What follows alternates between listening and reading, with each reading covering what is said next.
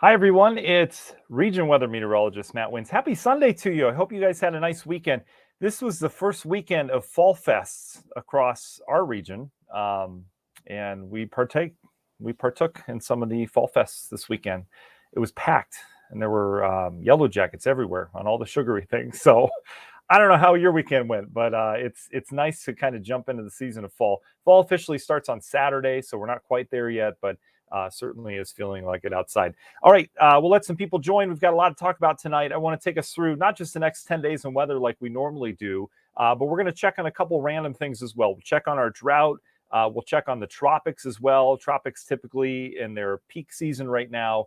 So we'll do that. And obviously, we'll plan out our local weather here as well. All in the Sunday evening edition of Region Weather Live.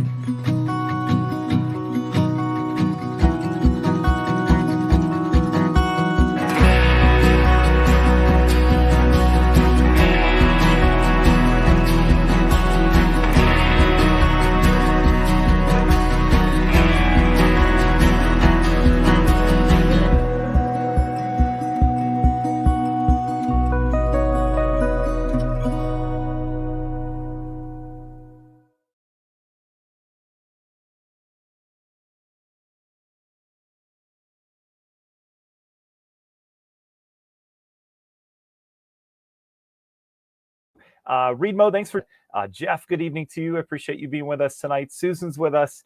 We got the whole gang here tonight. I hope you guys had a wonderful weekend.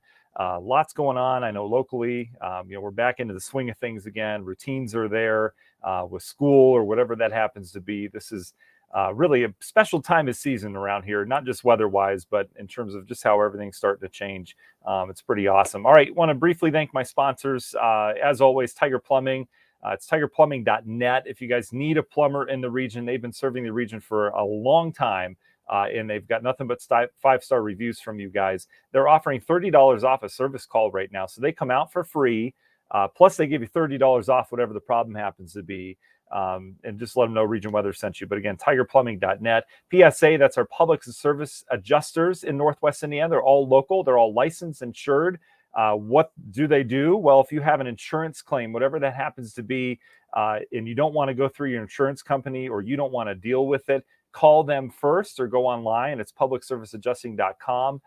They will handle whatever that claim is from start to finish, and they'll get you more money from your insurance company than you'd probably get on your own because they like to short us. We know how that is. I'm dealing with a claim right now. I hit a deer on the way home from work last week. Oh, man, what a mess. Those things can really jack up your car. I was on the highway. Normally, I know how to avoid them, but there was two of them, and they were like doing this in front of me.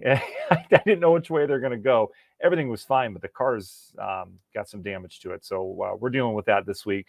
Anyway, publicserviceadjusting.com is a place to go. stjudehouse.org. You guys know all about them. They're doing wonderful work around domestic violence, which isn't such a wonderful thing in Northwest Indiana. They've got mobile advocacy program where they go out and meet the folks that are going through that. They help them. They get them the help they need. They ask the right questions. So, guys, if you know anyone that's going through anything related to domestic violence, please have them go to stjudehouse.org. They are, again, doing wonderful things in the region. It's all nonprofit, which is great. Finally, last but not least, Grieger's Chrysler, Dodge, Jeep, Ram in Valparaiso. They've got great four-wheel drive vehicles right now. A lot of them are Jeeps. I know we're not quite there yet, but I'm going to show you something in the GFS that may hint that maybe we're going to be there soon. Kathy's hinting on it. She says snow out west this week. Kathy, we'll talk about that. But anyway, Grieger's Chrysler, Dodge, Jeep, Ram. We thank them for being a sponsor. All right, want to jump into this here. Hi, Carl. Thanks for joining us. Tom asked, was the rain today lake enhanced? Only a half inch in my rain gauge, but reports of 5+ inches just a few miles north of my west of your Munster home. Yeah, up near Whiting and then back into Cook County, they had some real decent rain today. That was not, it really wasn't lake enhanced. That was, actually, I'm showing it here on this map. This area of low pressure right here was just kind of dawdling around. This is a true September pattern. There's not a lot of movement to the atmosphere. There's no real jet stream interaction here in the United States that's pushing systems along. So they're all just kind of floating along. So this was a little area of mid-level low that was kind of, rotating its way through. And we popped, you could see at the beginning of the frame here, we popped a couple downpours that were heavy downpours today, but they just sat in the same spots. And that one in particular that you're talking about, Tom, was kind of rotating just to your northwest. You're right.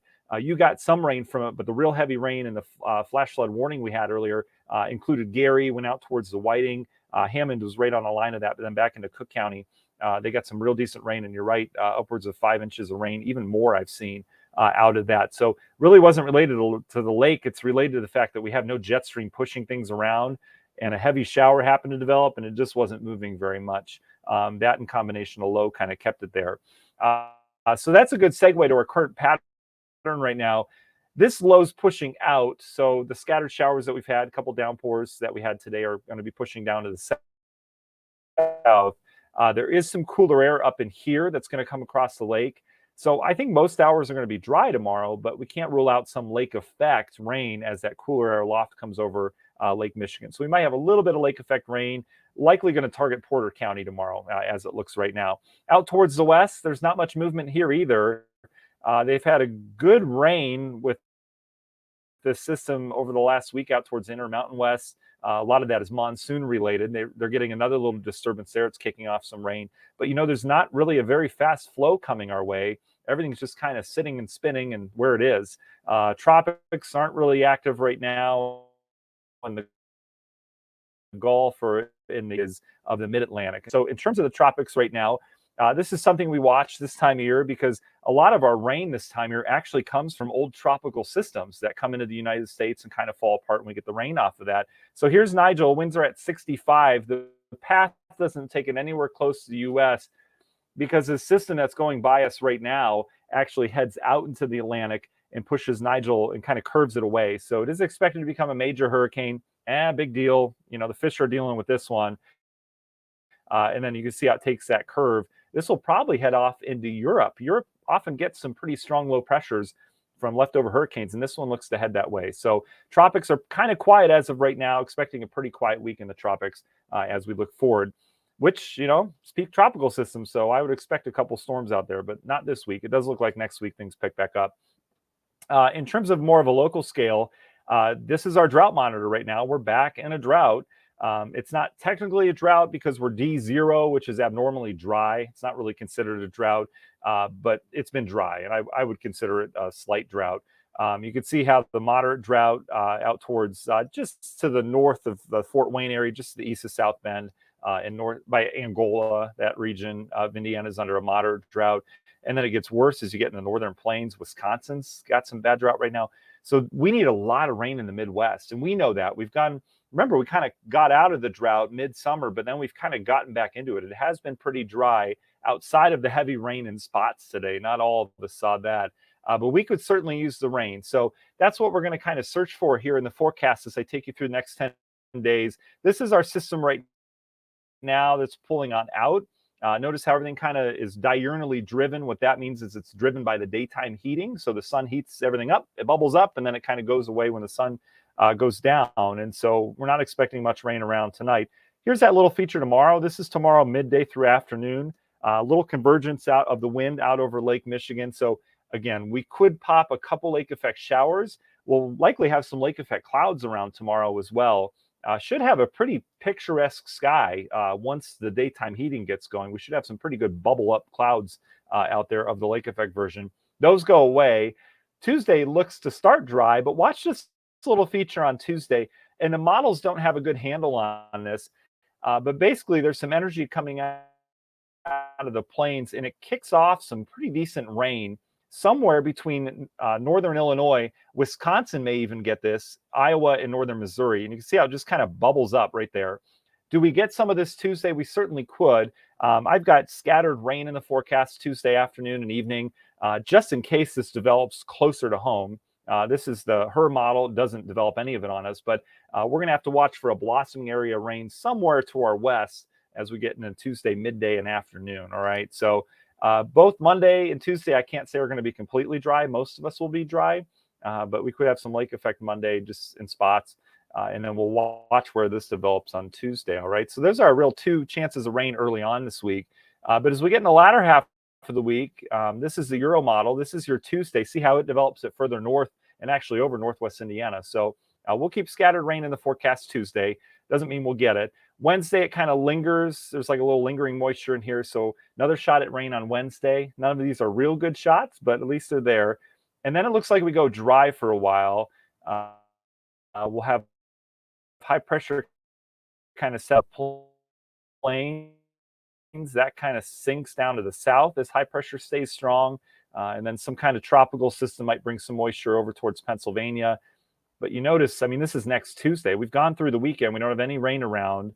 We'll have to keep an eye on this system. This is Saturday, Sunday, the one out towards our west. Does it spiral south of us? Does it end up hitting us? We'll see.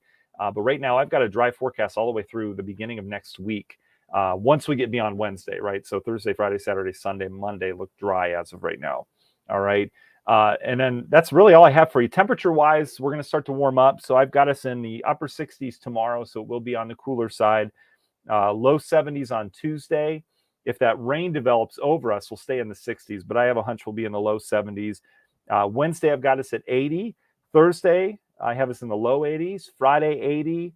Saturday, low 80s. And Sunday, near 80 again. So we're going to warm things back up to just above average. Our average high is somewhere in the mid 70s to around 77, depending on where you are around the region. But it's certainly going to warm up this week, and we're going to have some nice fall-like days. There should be some sunshine as well. I promised you one more thing. I was going to show that snow, not just out west, but I always like to keep an eye on where it is at least, so we know when it's coming. Okay, we're too soon for that.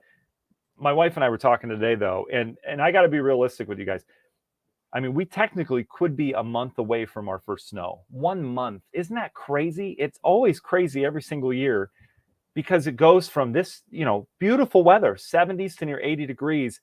And then, in a month, we're starting to dance around with colder shots of air that, they don't always last, but it just amazes me how quickly it changes. But we've had snowflakes around here in mid-October before, and, that's a month away, which is just crazy to me. So here's the big picture. Let me go back to, actually, it doesn't matter. We'll stay on the 18Z. This is the GFS, all these, this is the Northern Hemisphere. So here we are down here in Indiana right here. Okay. It's snowing in Canada. All right. But that's to be expected this time of year. So as we go through time, watch how, there's a couple systems here bringing snow into Alaska. That's not unusual. But it's this one right here towards the end. Let me see if I can get there. I know there's so many lines on the map. It's really hard to see. I should have picked something better. This one right here, this is October 1st, brings some cold air where we could have some snow in Maine, all right, as it looks right now. But that kind of sets the stage for this next system. And again, this is fantasy land, but I like to look at it. That cold air would set the stage for this next system, which would bring cold air in the Great Lakes. So could we get, a cold weekend with some lake effect showers? October, what would that be, 7th and 8th, somewhere around there? We certainly could. And you can see it keeps the tropics active too, with a couple hurricanes out there. So just real interesting to see in terms of total snowfall here. This is over the course of the next 2.5 weeks, pretty much. That's where all the snow is expected. So there's quite a bit of it. Canada's getting what they normally do this time of year. But here's the snow we were talking about earlier. Kathy was talking about out west. There is some snow out west expected. And I can go closer on that so we can see. So this is where snow is expected over the next 2.5 weeks. So there's that. Not a lot, but there's going to be a coating on some of the mountains, the Rocky Mountains out there. Jackson Hole would be a nice place to visit next week. They've got the fall foliage out there. It's just a wonderful time in the Rockies this time of year. So there's that. Does anyone have any questions or anything? Because if you don't, we'll get you on your way. It's actually a pretty quiet week outside of these rainfall chances, which I'm happy to report. Let's see. Debbie says, good evening. Good evening to you, Debbie. Dave, thanks for joining us. I appreciate that. I think we're question-free tonight. That's great. Nice, relaxing night. We won't have many of these, trust me, as we get into an active system around here. Let's see. Maxwell asks, why are there average temperatures when temperatures fluctuate all the time? Phoebe, you're welcome as well. Maxwell, we have to have some kind of way to measure, right? If things are trending up or down. So, the temperatures, here's one of my pet peeves as a meteorologist, is other meteorologists that instead of saying average, they say normal. They'll say the normal high for this day is this. Uh, I I couldn't disagree more. It's never, there's nothing normal about our weather. Our weather's never normal. Uh, and so average is to me the better word because it's the midpoint. We're rarely ever average, right? We're either below average or above average. I mean, I can count on my hand the number of days we actually hit average and we're there for a day. But they have to have some kind of midpoint, some kind of measuring tool, right?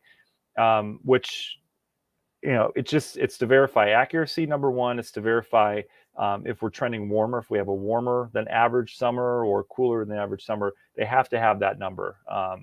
And it's a good way to tell us what we can expect if things were average. I hope that makes sense. Kathy says snow in Maine.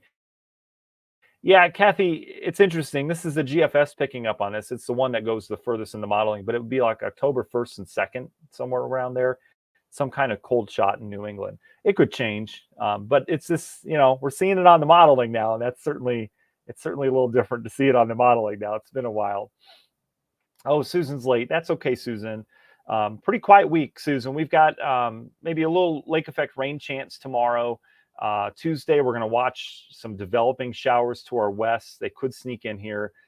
So we'll keep rain in the forecast Tuesday. And then Wednesday, some leftover showers around before that moves out. And then we go dry again. We are in technically a drought across the region. So we could use the rain. You guys know it's been dry. Let's see. Maxwell says, hey, Matt, solar eclipse on October 14th, just for a heads up. Thank you, Maxwell. I am not an astronomer, according to my degree. In fact, I didn't even take an astronomy class, so I have to look things up astronomy related, just like you guys. Brent says, and hi, Brent, by the way, I was surprised to see trees changing in some areas already, even south of the region in Cleveland area too. Yeah, Brent does a lot of traveling, and we're out here, we moved out to the country where there's trees everywhere, and we're getting some fall color on our property already. So yeah, there are some spots. The dry weather is going to help that as well. The big thing, trees change regardless of whether it's been wet or dry. But the big thing that the trees need for real vibrant color is sunny days and then cool nights. Those are the two things, regardless of precip, that really get the fall colors going. And we've had our share of cool nights. They've been right on par with what we can expect this time of year, normal, so to speak. But it's starting to get things going again. So I still think we'll have an October peak around here, probably mid-October, maybe even late October. Our peak's been a little bit later last couple of years, but I think by mid-October we'll be looking pretty around here for sure. Okay. All right, guys. I appreciate you spending time with me this evening, especially when, there's not a ton of weather to talk about. So I try to find some helpful things for you guys just to kind of give you some nuggets of information for the week ahead. All right. So hopefully you're prepared for your week ahead in weather. If there's anything else you guys need, just let me know. You can always send us a message on Facebook as well. We're responsive with that. Mary Gomez, I appreciate that. Thank you so much. Maxwell says we order some solar glasses. Sun's going to be 50% covered that day. I'm excited for that. That's good. We'll do some research on October 13th about that. That's how we do. I'm not an astronomer. That's it. I didn't study planets. I studied atmosphere down. So, but it's weird on TV. They make us say all the astronomy things like meteor showers and stuff. I don't have a clue. I have to Google it just like you do. All right. That's, again, I'm giving you way too much information here, but that's what you get for joining me tonight. So all my anchors and all my coworkers know that. They know I don't like to talk astronomy stuff. I think it's super cool. I'm just not an expert in it. That's all. All right. I'm an expert in meteorology, not astronomy. And we have to tell people when to change the clocks forward and back too. Don't get me started on that. I don't know why that's my job. Besides, they change themselves nowadays. Anyway, okay, guys, have a great night. Okay, we'll be with you all this week. Don't forget to catch us on the radio side of things as well, and on regionweather.com. All right, thanks again.